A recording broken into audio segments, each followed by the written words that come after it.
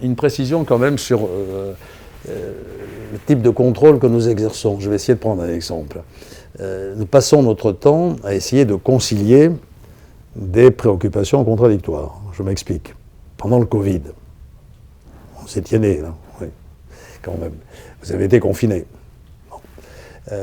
Parce que le législateur a voté des lois qui vous interdisaient de sortir de chez vous, sauf à une certaine période, et qui obligeaient les commerçants à fermer.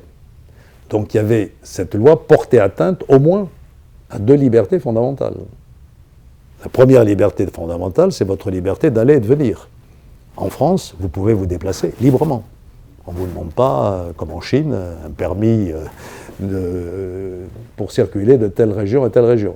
Donc la liberté d'aller et venir est une liberté fondamentale du citoyen dans notre pays. Quand on vous confine chez vous, vous n'avez plus la liberté d'aller et de venir. Donc c'est une atteinte à une liberté fondamentale garantie par la Constitution. Autre liberté fondamentale, la liberté d'entreprendre. En France, on peut créer librement une entreprise, un commerce, tout ce qu'on voudra. Quand vous obligez les commerçants à fermer leurs boutiques, vous portez atteinte à la liberté d'entreprendre. Donc ces lois portaient atteinte au moins à deux libertés fondamentales. Pourquoi ? Qu'est-ce qu'il y avait en face ?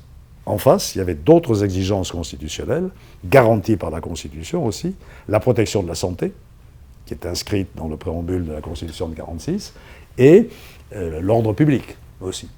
Et donc notre travail, vous voyez, consiste à peser, j'allais dire, le pour et le contre.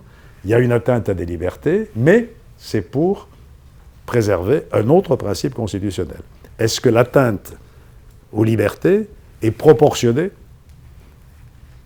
à l'objectif de protection d'un certain nombre d'autres exigences constitutionnelles.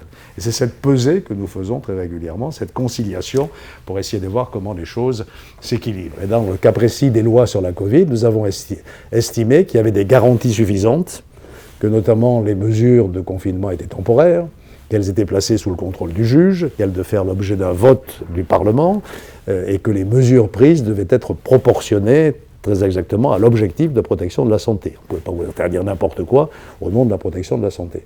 Et comme cet équilibre paraissait assuré, nous avons validé ces lois sur le confinement avec quelques réserves.